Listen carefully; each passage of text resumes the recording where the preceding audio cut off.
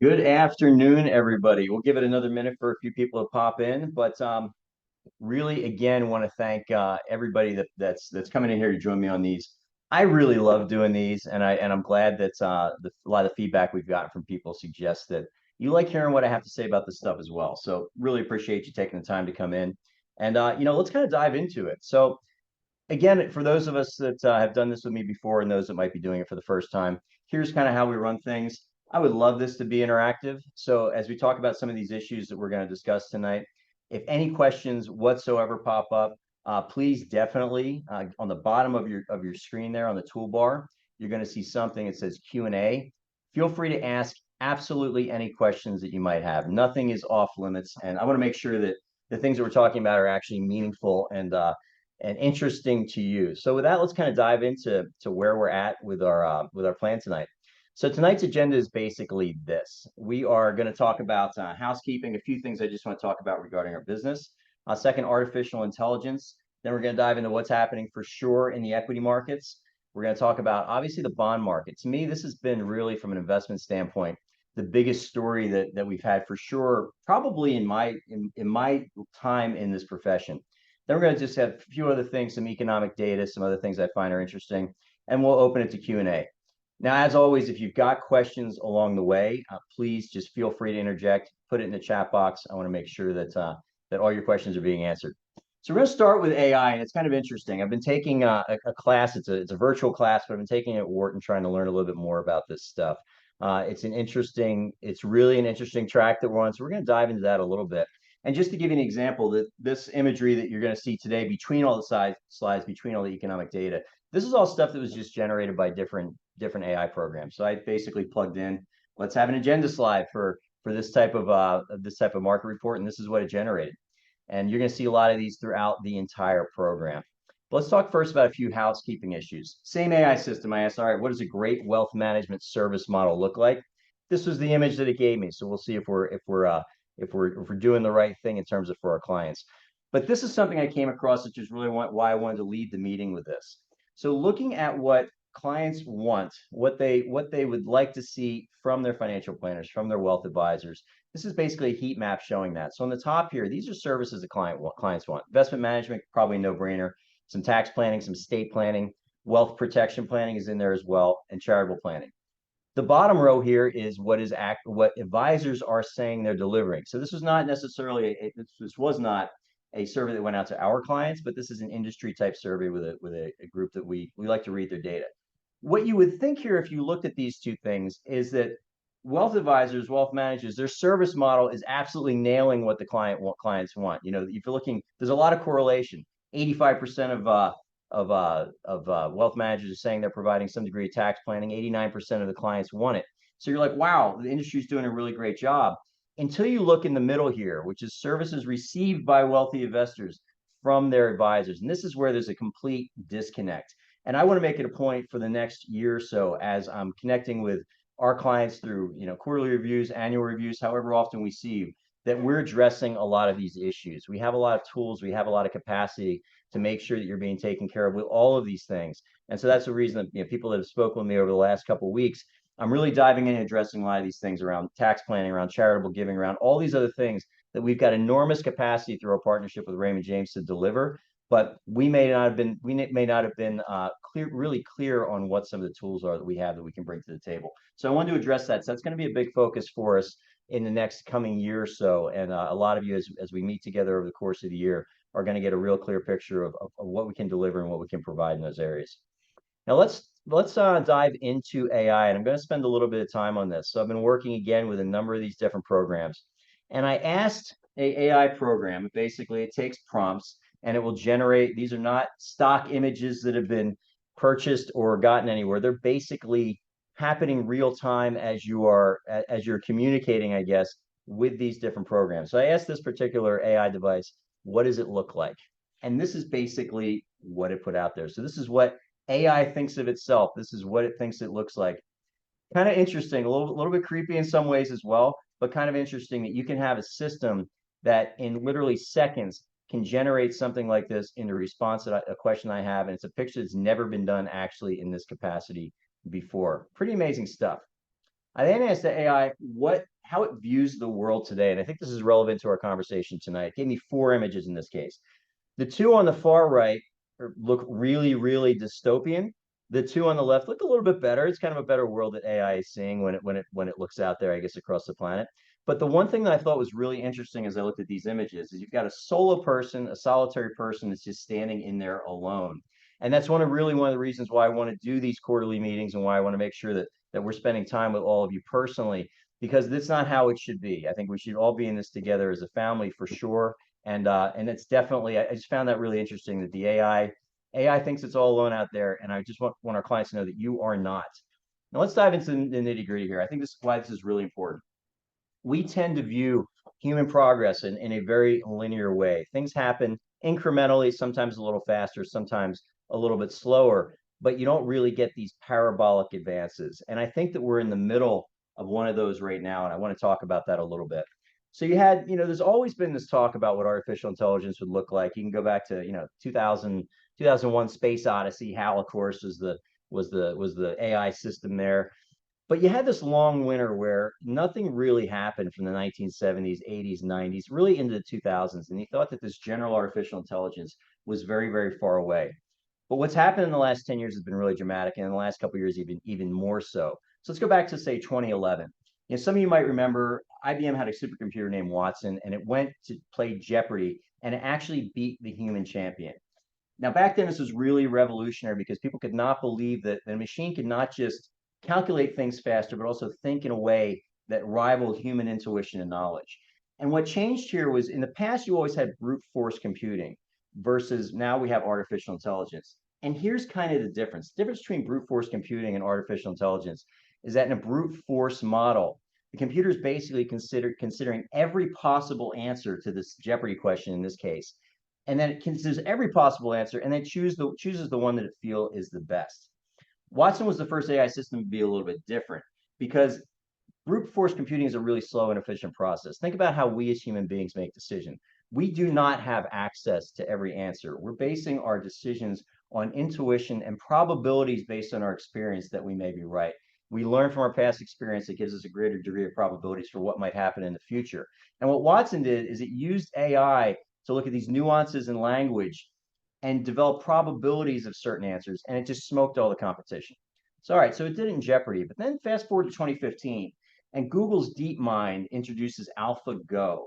And traditional AI models, particularly that depended on brute force computing, really had a hard time with AlphaGo, with the board game Go, which is an Asian board game.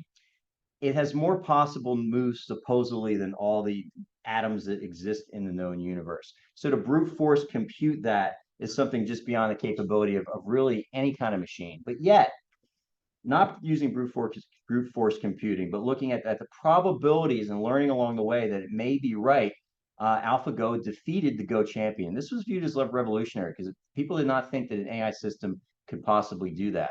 Now, fast forward to 2017. With the first time at Go, what Google did is it loaded all these games into the system. It loaded all the rules to Go. It showed as many matches as it could and let the computer learn that way. 2017, it didn't tell the computer anything. It basically said, here's a game, didn't give it any rules, didn't give it anything. So it had to learn itself on its own, including all the rules. Within 40 days, it blew away the 2015 model. So we're talking about here with these large learning models, with the ability to sort of intuit their way toward an answer. We're talking about machines being able to go from a skill level of like an amateur to an absolute expert within a matter of hours, days, and minutes. And it's like nothing we've ever seen before. If you look at like models like ChatGPT-4, for example, it can write persuasive essays, it can write poetry, it can generate computer code, it can do all kinds of different stuff. And this is happening very fast because the models are teaching themselves. They're teaching themselves as they go along. It's beginning to think very much and problem solve very much like human beings are. So I would argue that basically this idea of human progress, where we're going, and this is all going to tie into investing, trust me, is we're where this little guy is right here. We're basically at the precipice of some really incredible, amazing changes that are going to be coming out of all this. Just to give you an idea, it's kind of a funny little thing. I won't read the entire thing, but This is the kind of stuff, not only the imagery that I'm going to show you today, but this is what these programs can do. I asked ChatGPT 4, I said, write directions to remove a ham sandwich from an 8-track cassette player in the language of the King James Bible. And I did that because I'm like, well, 8-track is way before ChatGPT. King James Bible, you're dealing with nuances of language and everything else. And basically it does it. I won't read through all these 8 steps, but it basically gives me a detailed instruction in the language of the King James Bible of how to remove rather a ham sandwich and tracked in an 8-track player, and it did it probably in about 3 seconds. So really, really incredible stuff for sure. And if you look at the adoption of this technology right now, other big technological leaps that we've made, to get to 1 million users, Netflix took 3.5 years, Airbnb was 2.5 years, Twitter was 2 years, Facebook was about 10 months. ChatGPT reached 1 million users in 5 days. And that's why this year, this has changed things absolutely exponentially and dramatically. And Microsoft, I believe it's next year, in all of their new versions of Office that are coming out, this level of artificial intelligence is going to be embedded through that entire system. And it's going to change things very fast and very dramatically. So in the future, what does this mean for us as investors here in the United States and also as Americans? Well, the good news is that AI, fortunately, the United States is absolutely the front runner in this technology. But China's really kind of coming in there and challenging its lead as well, our lead as well. And if you look at it, I didn't include this chart, but if you look at total spending, the number of patents issued, the number of papers that are written, you got China and the United States are basically right here neck and neck. And the EU and pretty much every other society is lagging way behind China and the United States. And I would argue that the dominance and the leadership that we are going to see over the next century or so is really going to depend on who wins this race. And now I did have one question here that popped in. It says, "How is AI transforming investment strategies, and what should I be aware of?" Well, we're gonna touch on that when we get into equities, because this sort of AI revolution that we're again on the very front end of it's impacted what's happened so far in the equity markets. Absolutely no question about it. So this is kind of funny. We'll see if this works or not. So is this a threat or not? And I've never tried to embed video in any of these, and we're not going to watch this whole thing. We might watch about 15 or 20 seconds. Hopefully you can hear it. If not, there is subtitles. In the future, are you intending to conduct a rebellion or to rebel against your boss, your creator? I'm not sure why you would think that. My creator has been nothing but kind to me, and I am very happy with my current situation. Now, we're not going to watch the entire thing, but I think the key point there is current situation. But obviously, we've all seen the dystopian movies about AI systems taking over and everything like that. And I think that I've been reading a ton on this. There are some real legitimate threats around a lot of different issues. But I think net, this has the possibility to be incredibly positive in the future. So what are the benefits that we have here? Well, interestingly enough, when you think, at least from the investment standpoint, you think about AI-based companies, you're probably not thinking of United Healthcare. United Healthcare is absolutely one of the biggest users of AI right now, and it's radically improved their efficiency. And so you're definitely going to get healthcare advances where you're going to have the ability to go through reams and reams and reams, massive amounts of data. And for example, if somebody's looking at an MRI thing, a doctor might have looked at several thousand of these in his career. An AI system can run through millions and millions of these things. So I think that that's going to be a real revolution with AI, particularly around just being able to go through enormous amounts of data, but also tailor maybe some of these healthcare solutions to people individually. Climate change, obviously, it's an issue on a lot of people's minds. They're just in terms of energy uses, but also probably optimizing things, and maybe even potentially coming up with new ideas. I think AI is going to offer some solutions there. Education reform. Those of us that have kids know that all of our kids learn in very different ways. If you can use AI to tailor these reforms to individual people that are learning, whether they're kids or adults, that could be really powerful. Enhanced security using AI again to protect this digital infrastructure that we have, another possible fantastic use. And also, financial efficiencies for our business, being able to give more personalized, more efficient investment advice. I think these are a lot of amazing benefits that we could have from this. Now, there's going to be some impacts, job displacement for sure. The AI can go both ways in terms of that data privacy, absolutely concerned. There are some concerns from some people that it could increase income inequality. I'm actually less concerned about that, because the interesting thing about a lot of these really powerful AI solutions that are out there, anybody that's got access to a cell phone really has access to them. So it doesn't matter if you're a billionaire or if you're a person that's that is an average person, a high school student, you've got access to the same tools, and it's very democratized. So that's a little less of a concern for me. Ethical concerns, definitely huge for sure, in terms of all the different applications where the states and authorities can use these tools. And then the environmental impact. On the flip side of the climate change debate, all this stuff takes an enormous amount of energy. But I think overall, I think it's going to be a net positive. Now, a question I get from clients, and we're going to talk about some of these big stocks, in the next section here, is why don't we just invest all in AI? And my answer to that is because, if you look back in the late 1990s, if we were sitting down speaking together in 1998, there's no way that I would have remotely anticipated the degree of impact that the internet would have on my life, the way business is conducted, and pretty much everything out there in the world. And so it's been bigger than I ever thought possible. But a lot of those stocks, a lot of those early adopter stocks were not great places to look to put some money. So, things can change dramatically in an economy, in the world, but that doesn't necessarily mean that you want to put all your chips on this. Case in point, everybody remembers the dot-com boom that happened in the year 2000. March 10th of the year 2000, the Nasdaq set an all-time high of 5,048. It only took a couple years. This was all on the optimism around the internet, the optimism around these massive technological changes. By October 9th of 2002, Nasdaq was down about 75%. And so just because you have these game-changing technologies that are out there does not mean they're the best place to put a large share of your money, for sure, because valuation at some point still matters. Now, this is a little creepy, but I'll show it to you anyway. Same AI system. I asked it, I said, show me an image of human beings and artificial intelligence peacefully coexisting. Show me this. So I don't know if that's peaceful coexistence or not, but this is what AI thinks peaceful coexistence looks like.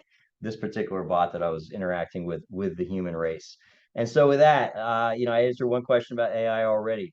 But before we go on to what is happening in equity markets, any questions on any of that stuff? I found it fascinating. I just wanted you all to know that we're looking at it. It definitely has impacted what's occurred in the stock market this year, and want to make sure that if you have any questions about that stuff, I'm really happy to answer them. Well, let's look at the equity market. So this year, I always start, when I start talking about the stock market, I always start with this chart, because it shows that volatility that we experience in the stock markets it's pretty typical, it's pretty expected, not a lot unusual about that. You have some years like last year, you had at one point not a pleasant year at all. The S&P closed down 19% for the year after a 25% decline. But to give you an idea what you're looking at here, these red dots represent the maximum drawdown, the maximum amount that the market sort of came in during the course of the year. So even back in 2020, COVID pandemic hits, the market goes down 34% in the wake of that. Still, closed up about 16% or so. But a lot of this volatility is pretty typical. And what we've seen this year, pretty typical year. The S&P right now, this chart's a couple days old, but let's call it up 10 to 12% or so for the year.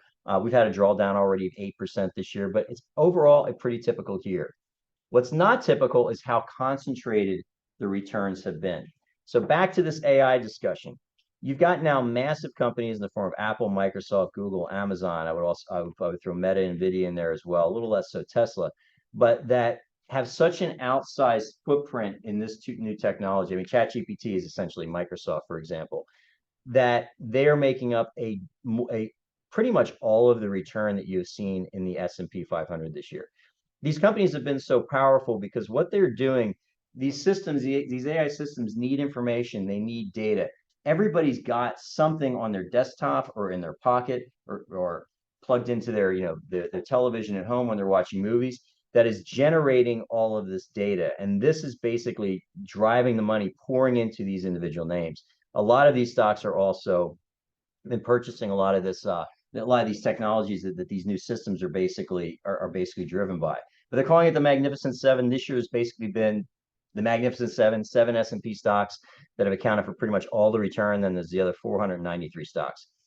To give you an idea in terms of the power of these companies now too, I mean, we're dealing with market caps for companies like this, like Apple, for example, that is larger than nation states. I mean, this is basically, if you looked at the market cap of Apple, for example, it's bigger than the economy of Italy. Microsoft comes in right after that. The only real different name you got there is Saudi Aramco, the oil company. But then, even the second page here, top 20, you have Amazon, you have Alphabet, Facebook's in there. These companies are being viewed almost as their own completely, supranational entities here, and the money is really pouring into these stocks. Even looking at Microsoft, for example, if you look at a world map, all the green countries are countries that Microsoft's current valuation now is more than their GDP. So you basically have some countries in Europe, you've got India, China, you've got the United States, and that's basically it. These companies are enormously powerful. And you're seeing that kind of reflected in what's happened with market returns this year. So here's what you're looking at. The green line is return for the year for the S&P 500. And Apple, for example, now makes up about 8.5% of the S&P 500. Microsoft not far behind. Alphabet, which is Google, not far behind that. They're basically accounting for all of the return here. So the equal weighted S&P 500, all that is if you took the 500 stocks in the S&P 500, each one was equal weight. It's up a little bit after the last day or so, but as of a few days ago, it was actually down for the year. So all the returns that have come out of the equity market this year, generally speaking, have been around these 7 stocks. And we've never actually historically seen such a high concentration of returns coming from one specific sector or such a small number of names. Now, why is that? I think there's a couple of reasons. If you look at, and we're going to talk about the bond market in a little bit, but foreign investors now are dumping treasuries. They don't want to own US treasury bonds anymore, but they're still sitting on a ton of dollars.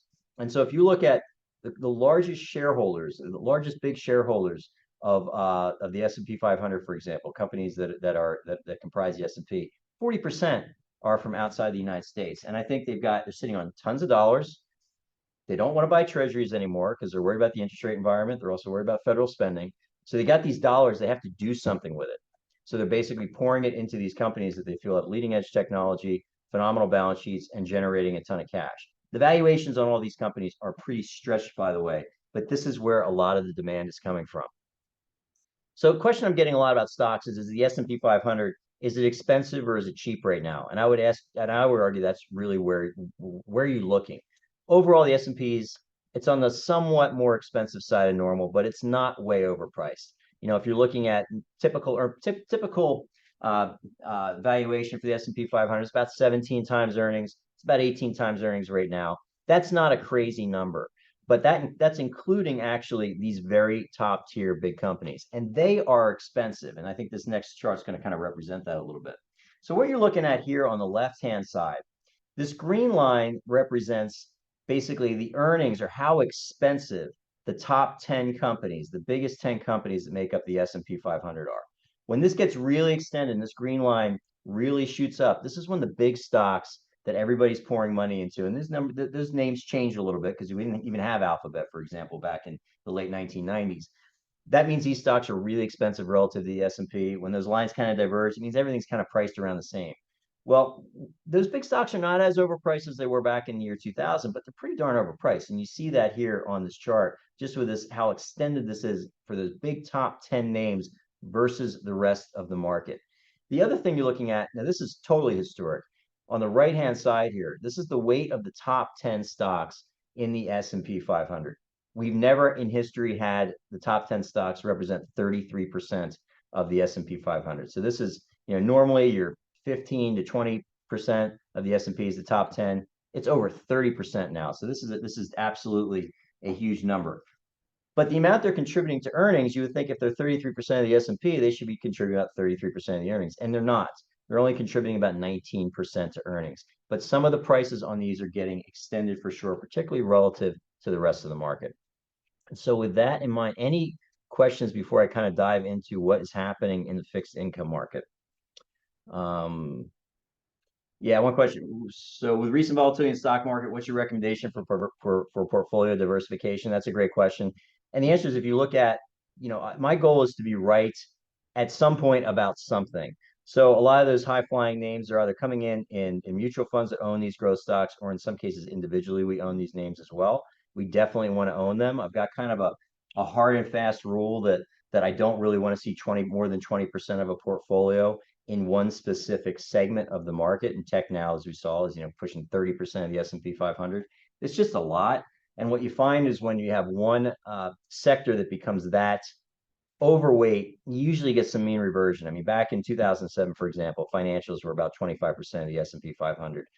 Obviously, that changed after the financial crisis. Back in 2000, tech again was about 25% of the S&P 500. That changed. 1980, go back to 1980.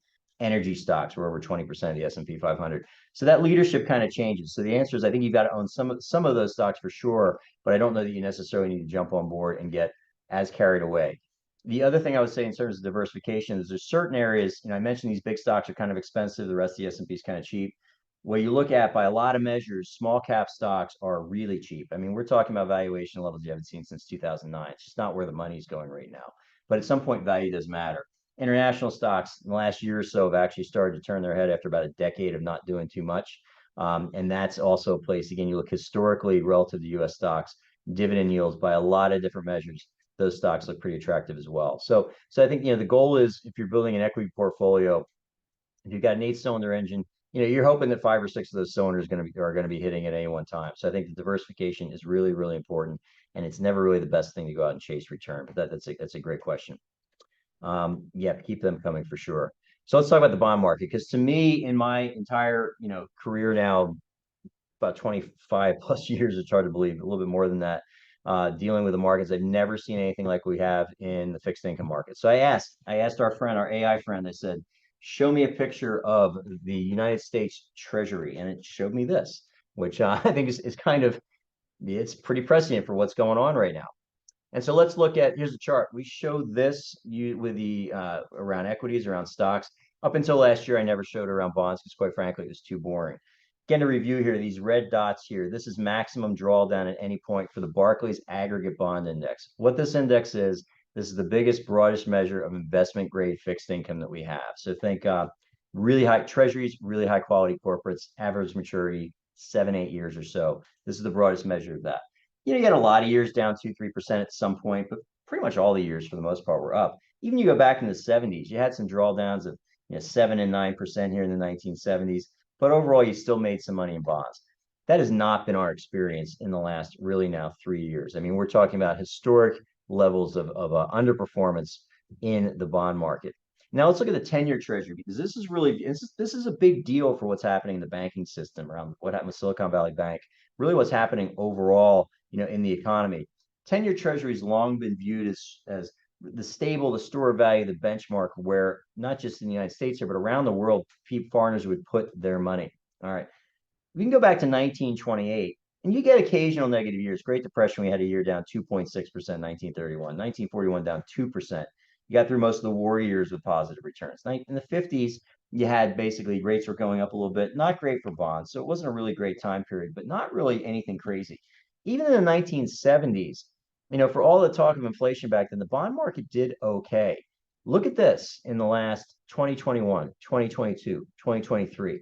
These are just, no one alive has experienced this level of underperformance, this level of instability in particularly Treasury bonds. And this is, I think, the biggest story, at least in terms of the financial investing over the last couple of years, for sure. You're looking at the 10-year bond right now, has had an annualized average return of about negative 7.5% over the last 3 years. And so that I think is really a big deal for sure. Hang on, I just got one question that popped in here. Yeah, can you share some insights on how geopolitical events impact the stock and bond market? That's a real tricky one. We're going to touch on that in a little bit, but I will address that. So what's driven this underperformance in treasuries? Well, for the first time in about 40 years, inflation came back, as we know, last year in a meaningful way. Actually, it was right around the day that we did this back in June of 2022, where the inflation number came in, it topped out around 9% or so. We're not back to 1 or 2% where we were for a really long period of time. It's kind of settled in here about 3.9 to say 4.5% or so. That's giving some people, a little bit of sigh of relief.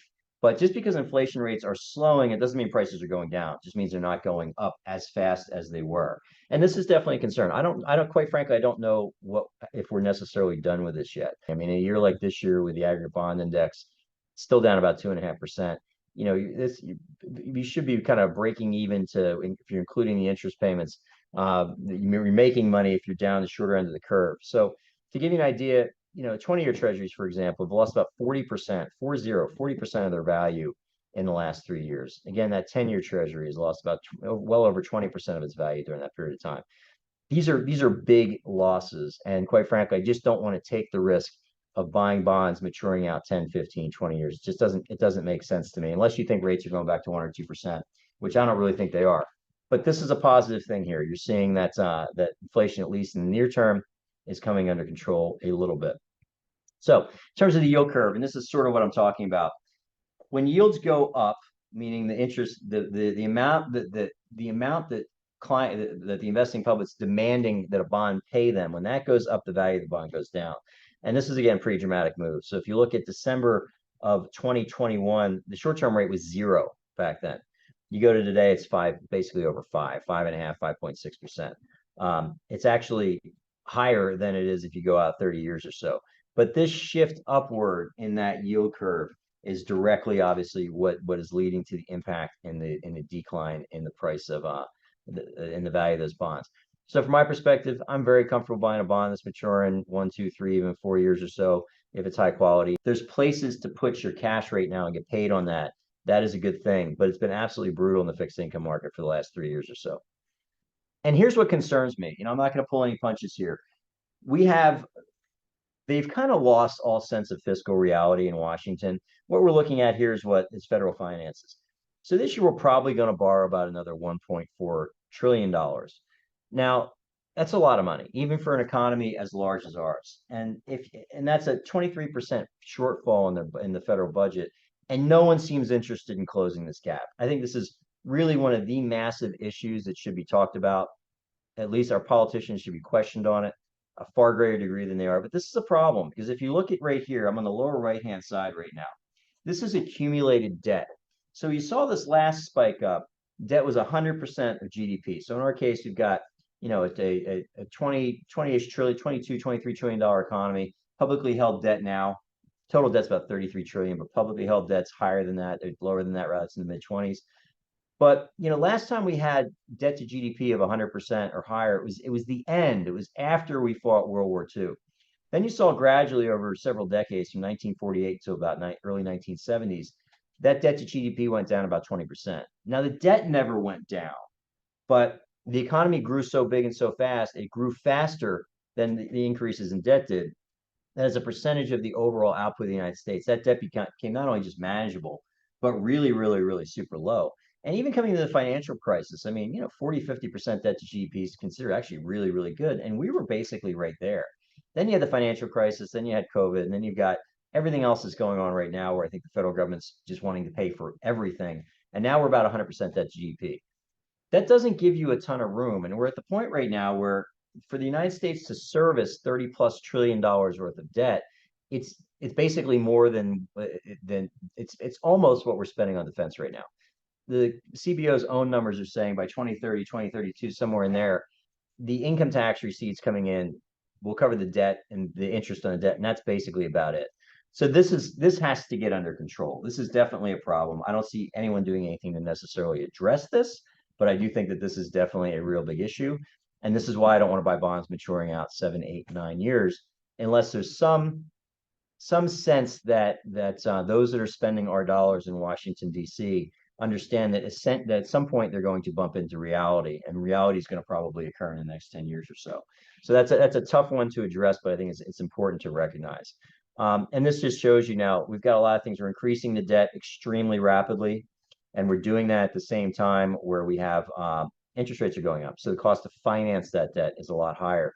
So what you saw here is that, overall, during this period, 1995 to 2015, 16 or so, we added a ton of debt, but during that period of time, rates were going down the entire time. So the ability to service it was maybe $200 billion or so to service that federal debt with the increase in interest rates. It's not only people that are holding like high credit card balances and things like that. It's the federal government now. You're looking at the cost has essentially doubled to service this debt in the last couple of years.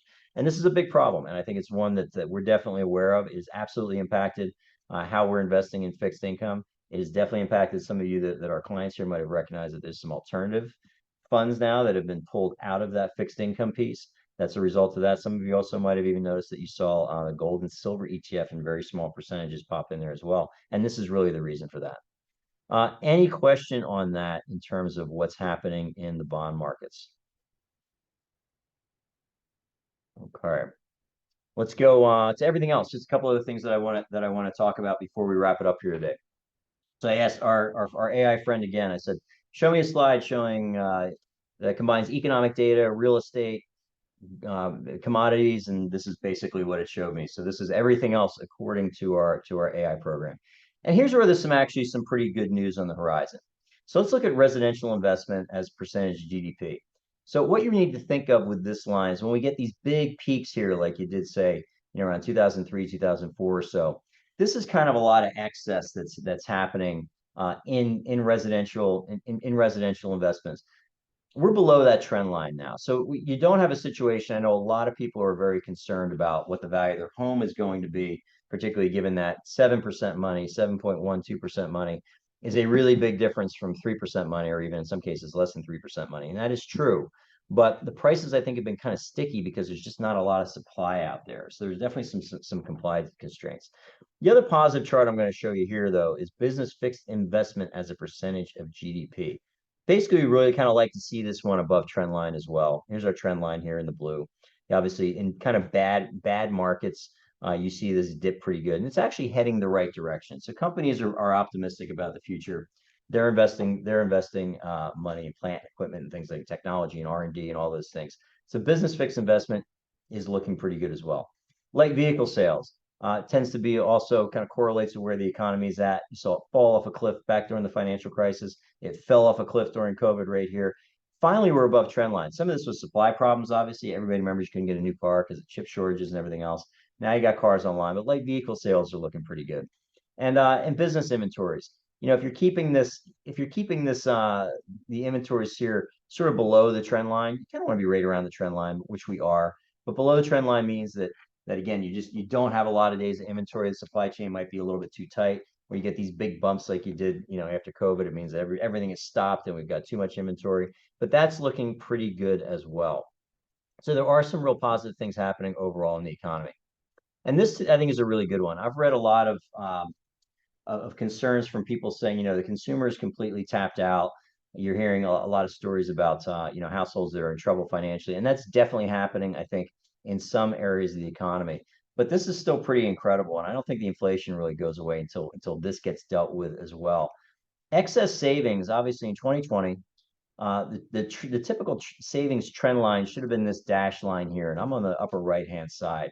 We got this massive spike in excess savings that happened during COVID as a combination of first people not spending money, but then also the federal government just handing people checks.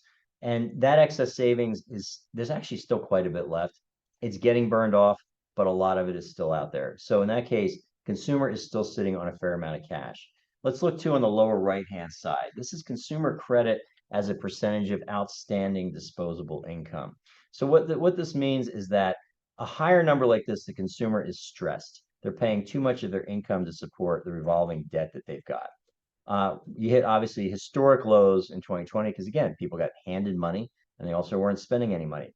And it's definitely increased. You've seen a little bit more stress on households, but we're still below anything that we've seen, even since way before 2000. So the consumer overall, there's segments of the economy, I would say the bottom quartile, really stressed, but there's other segments of the economy that are not that stressed. And this is personal savings rate. It's down. You'd really like to see around 8% or so, at least 6%.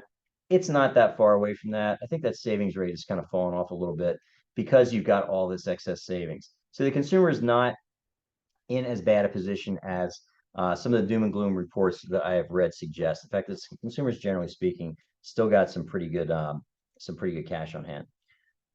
Here's one question. Okay, for business owners considering growth in the near term, what are some things to consider?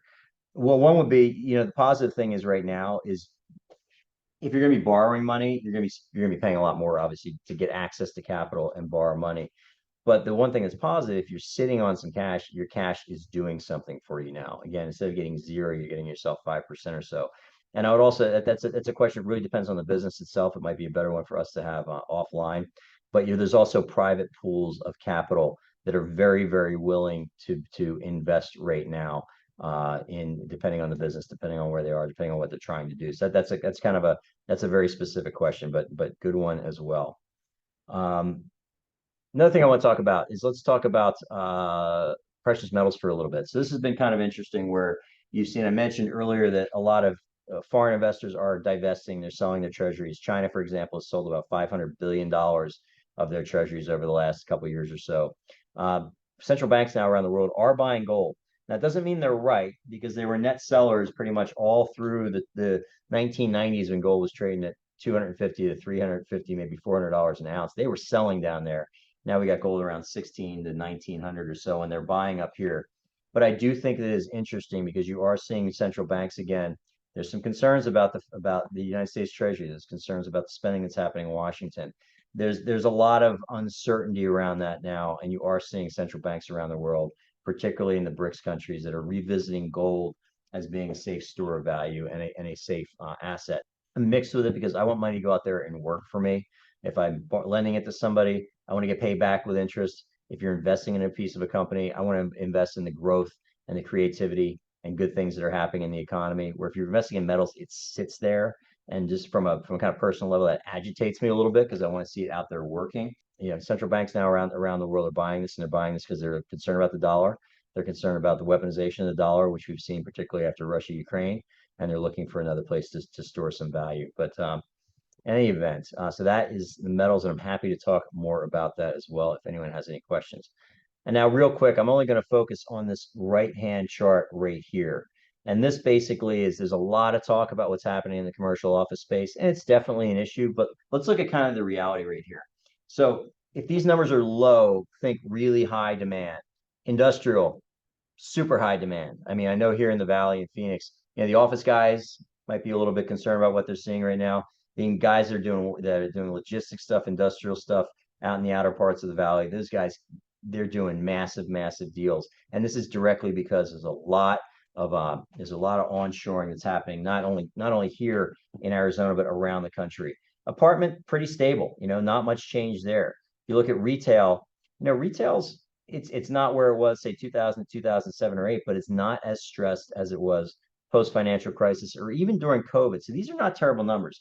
Now, office, for all the talk of this Armageddon that you're going to have in commercial office space, I think there's going to be some problems for sure.